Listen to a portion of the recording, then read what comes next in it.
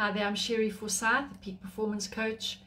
Today I'm talking about chronic fatigue syndrome, or ME, depending on which country you live. The history of chronic fatigue syndrome has been quite checkered. Initially, lots of doctors didn't even believe such a thing existed. I think there still today are many GPs who don't believe that there is such a thing. The latest research seems to be indicating that there definitely is a viral or physiological cause for this lack of energy. And I understand that lack of energy. You know, when your arms are too tired to hold anything, they're too tired to beat the eggs when you're making scrambled egg. When that exhaustion that you have it goes right through to your bones. It is a very difficult place to be, to have no energy or very little energy. And in the past, when we look at what's been happening with people who are being affected by chronic fatigue syndrome, there are young children in junior school, in primary school, who are being diagnosed with chronic fatigue syndrome. And a doctor kind of blatantly just threw out, oh, well, obviously they're just trying to get out of school, they don't want to go. Many doctors, as I said, don't really believe that there is such a thing as chronic fatigue syndrome, and it's all in our heads, and it's just a way of getting out of what we want to do. We don't want to be working, we don't want to go to school, so let's just make up this idea of chronic fatigue syndrome, and it will allow us to live a very cosseted life. The thing is that most people who get chronic fatigue syndrome are the very proactive, very energetic, very driven people. And very, very often they are the ones that are targeted with chronic fatigue syndrome. It is a very real thing. And so I just want to share with you what helped me a lot in understanding how to get my energy back, how to start managing it again. And having had chronic fatigue syndrome probably 25 years ago, I still need to manage my energy. I get through a huge amount of stuff every day. I can run, I can walk, and I do so regularly, but I still have to manage my energy.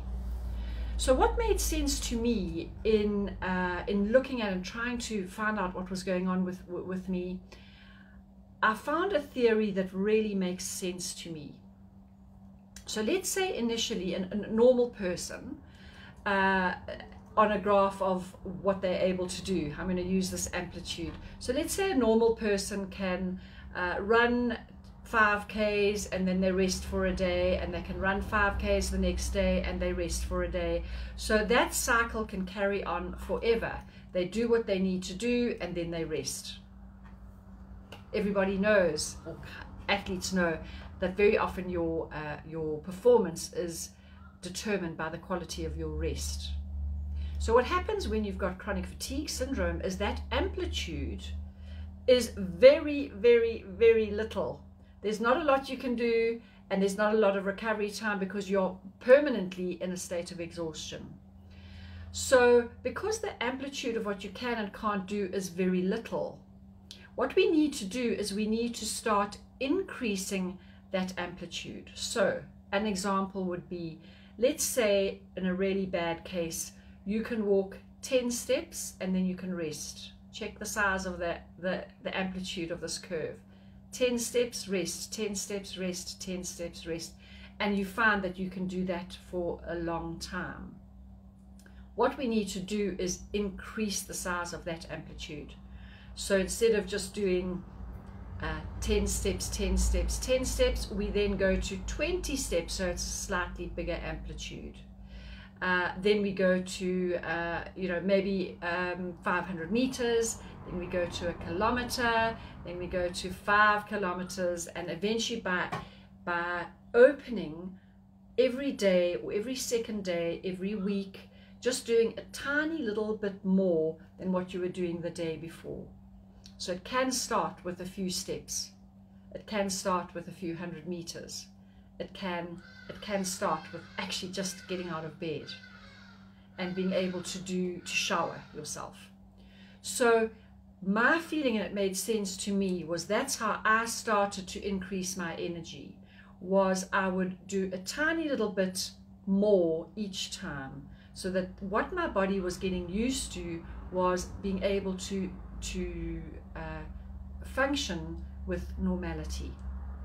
So for all of those of you out there who are suffering from chronic fatigue syndrome or ME, you have my thoughts with you. It is a difficult disease to be coping with, but just to know that there's a lot of hope out there.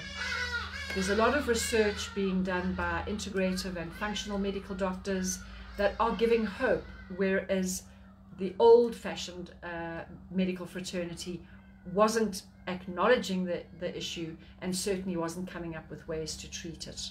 They just would put you onto antidepressants. So if you are a sufferer, or if you know of somebody who is suffering from ME or chronic fatigue syndrome, please feel free to share this video. I have a lot of resources that I am always happy to share, just to say there is a lot of hope out there for people who have been diagnosed, no matter what your age. You don't actually have to be bedridden. You don't have to be living a life where there is not huge quality.